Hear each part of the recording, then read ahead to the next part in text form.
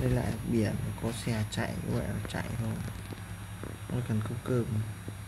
nó túc tắc tháng nó được mấy 2 triệu túc tắc cũng được.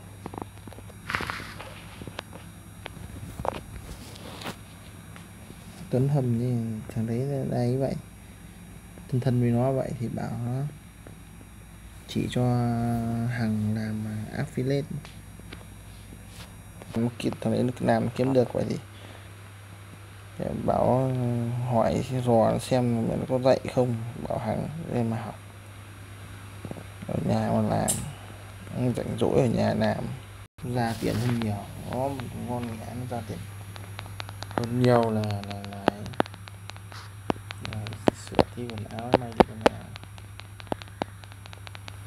nói chung vẫn có tiền.